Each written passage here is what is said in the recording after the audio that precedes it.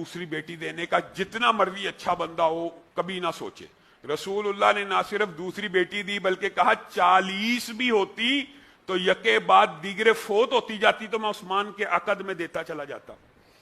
اتنی عظیم الشان ہستی ہیں, اتنے عظیم فضائل و مناقب والے ہیں. یہ بات بھی محدثین نے لکھی ہے کہ حضرت علی کی بہت فضیلت ہے, سیدنا ابو بکر کی بہت فضیلت ہے, حضرت عمر کی بہت فضیلت ہے, سب کو جنت کی بشارت ملی. لیکن جتنی مرتبہ اصحاب رسول میں سے سیدنا عثمان کو جنت کی بشارت ملی کسی کو نہیں ملی.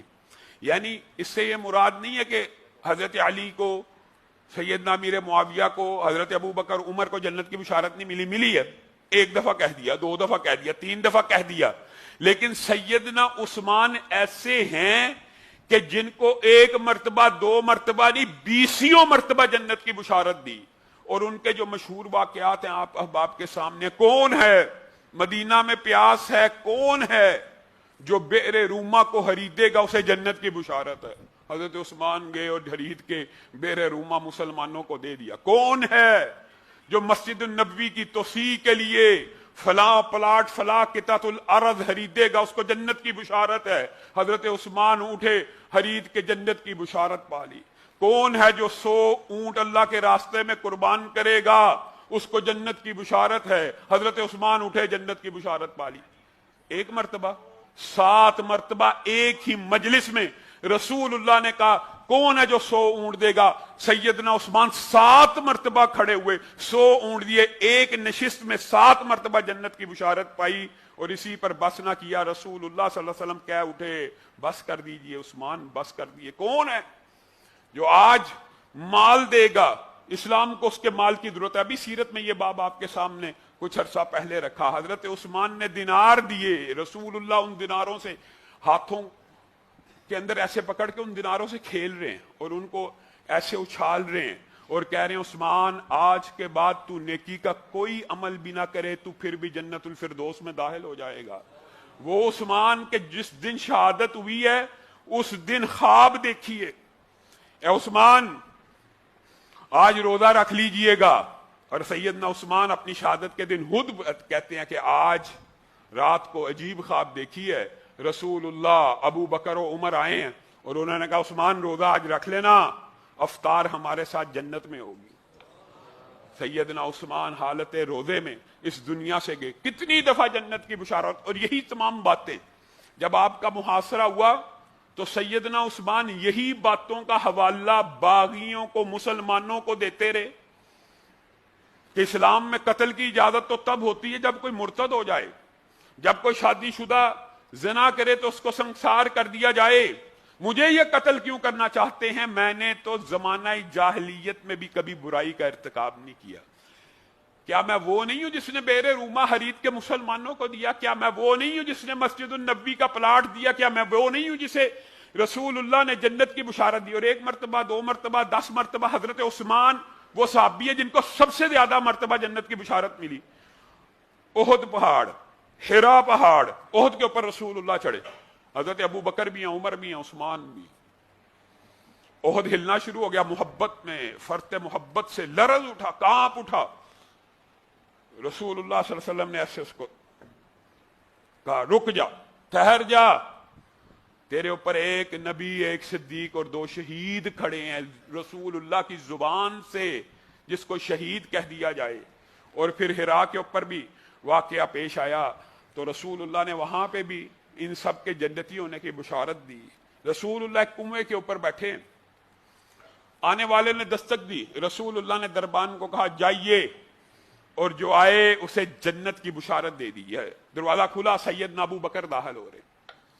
پھر دستک ہوئی, کہا جائیے, دروازہ کھولیے, اور جو آئے اسے جنت کی بشارت دے دیجیے. سیدنا عمر داخل ہوئے.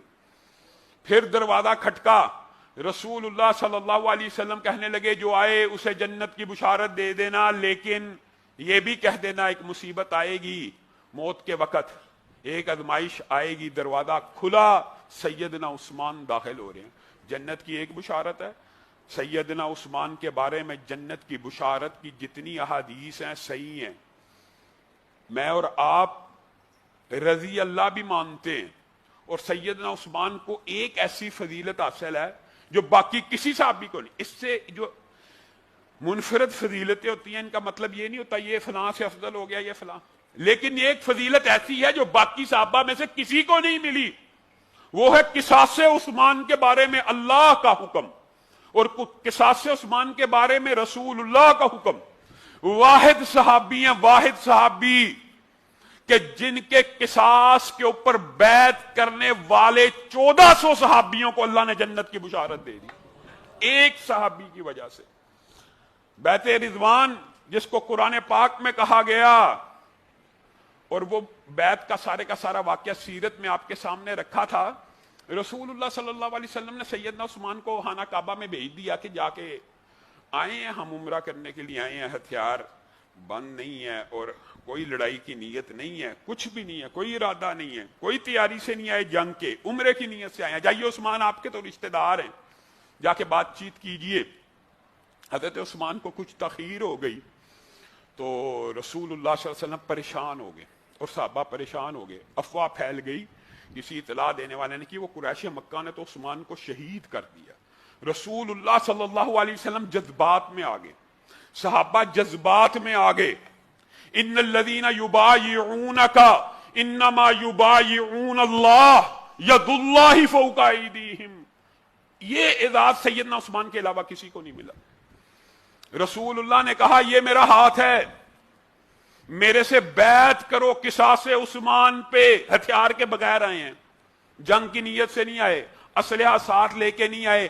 کہا لیکن اگر میرا عثمان شہید ہو گیا تو میں محمد صلی اللہ علیہ وسلم اس کا بدلہ لیے بغیر واپس نہیں جاؤں گا۔ بیعت کرتے ہو؟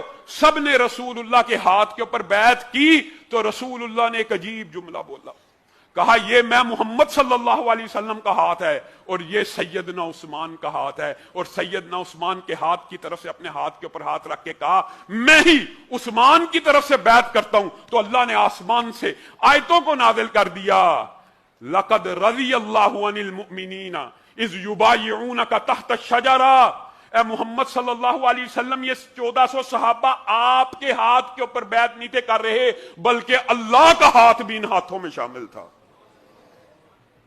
بتائیے عثمان کی اس سے بڑی کیا فضیلت ہو کہ اللہ کا ہاتھ بھی قصاص سے عثمان کی بیعت میں شامل ہے۔ اسی لیے اللہ کی قسم سیدنا عبداللہ ابن عباس ایک عجیب جملہ کہا کرتے تھے سیدنا علی کو، سیدنا علی حق پہ تھے، سیدنا علی کا موقف سیدنا امیر معاویہ کے دور میں راجح ہے، اہل سنت کا اجماع ہے، لیکن ایک عجیب بات کہا کرتے تھے، کہتے تھے علی خلافت سے پیچھے ہو جائیے، مکہ چلے جائیے۔ کیوں؟ معاویہ غالب آ جائے گا، معاویہ خلیفۃ المسلمین بنے گا۔ اے عبداللہ ابن عباس تو میرے چچا کا بیٹا، تو میرا رشتہ دار ہے، یہ کیا بات کرتا ہے؟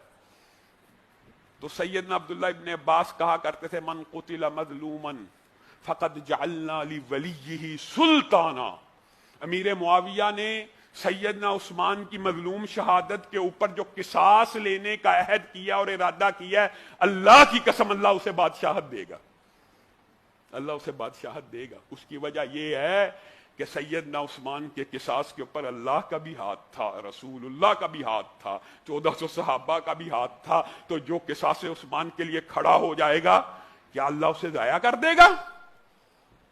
حضرت علی کا موقف جائز تھا، درست تھا، یہ ایک الگ لمبی طویل بات ہے، لیکن مجھے بتائیے اس صحابی رسول کہ جس کے قصاص کے اوپر اللہ بھی کہہ رہا ہے میرا ہاتھ شامل ہے، اور پھر یہ بھی بڑا دلچسپ واقعہ ہے تاریخ کا، سیدنا عثمان کو جب کچھ تحیر ہوئی نا تو بعد میں جب اطلاع مل گئی کہ نہیں یہ افواہ تھی، تو صحابہ آپس میں باتیں کرنے لگے دیکھ لیں عثمان کو کیسے فضائل حاصل ہو گئے ہیں، رسول اللہ نے بھی اس کے قصاص کے اوپر بیعت کر دی، اللہ نے بھی آیتوں کو نازل فرما دیا ہے، عثمان کی کیا قسمت ہے، اور خانہ کعبہ میں پھر رہا ہوگا، ایک عجیب جملہ تریم ہے، خانہ کعبہ میں پھر رہا ہوگا، عمرے کر رہا ہوگا، طواف کر رہا ہوگا، زیارتیں کر رہا ہوگا، ہم یہاں پہ بیٹھے ہوئے اور عثمان خانہ کعبہ کے اندر عمرے کر رہا ہوگا۔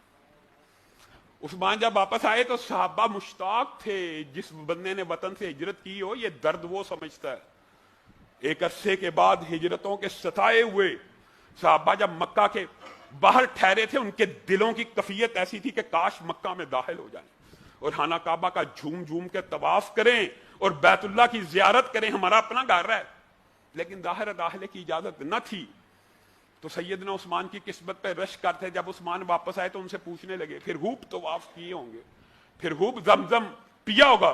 تو سیدنا عثمان نے ایک عجیب جملہ کہا تھا, کیا بات کر رہے ہو, میں طواف کرنے کے لیے گیا تھا, میں عمرہ کرنے کے لیے گیا تھا, مجھے رسول اللہ نے جس کام بھیجا تھا میں وہ کام کرنے گیا تھا, اور میری کیا جرت کہ رسول اللہ سے پہلے حجر اسود کا استلام بھی کر لوں, ابتدا بھی کر لوں طواف کی.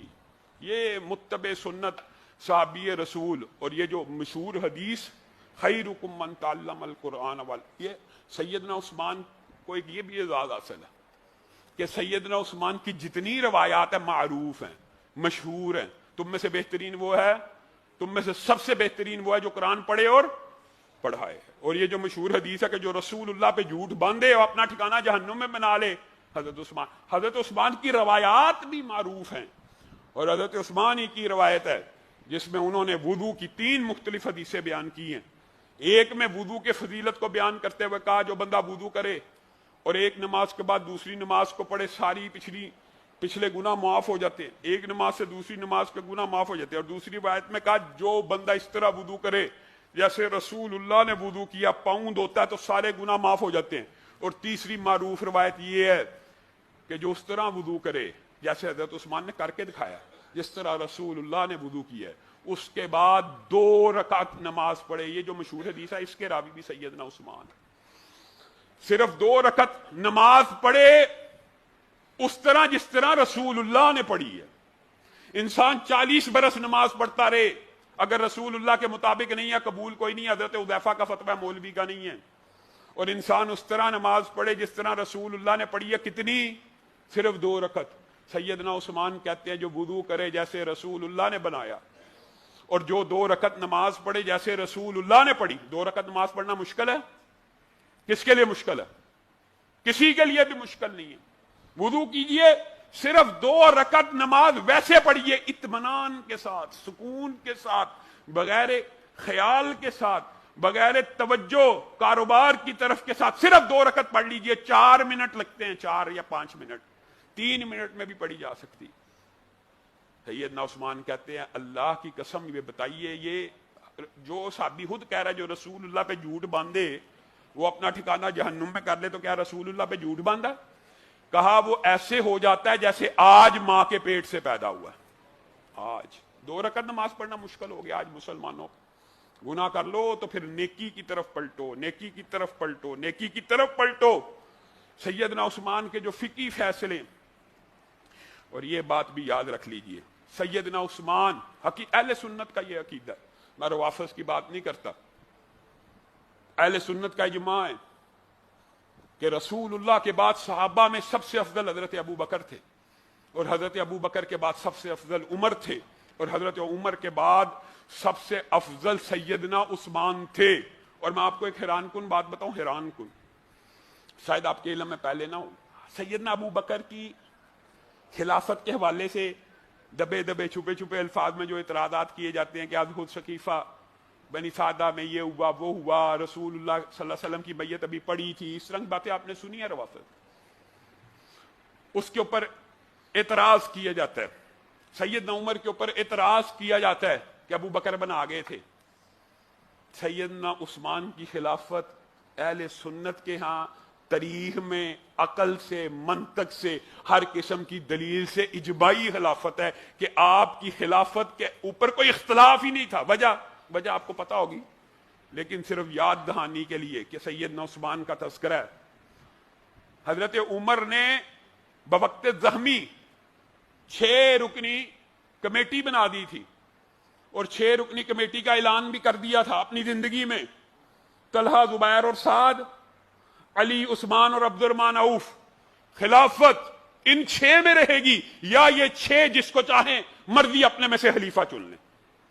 یہ سیدنا عمر آرڈیننس جاری کر کے گئے تھے, جاری کر کے. بعض صحابہ خود دستبردار ہو گئے, اور عبد الرحمن ابن عوف کو طویل واقعہ اپنا فیصل بنا لیا کہ آپ عبد الرحمن ابن عوف بھی دستبردار ہو گیا کہ میں نہیں بننا چاہتا.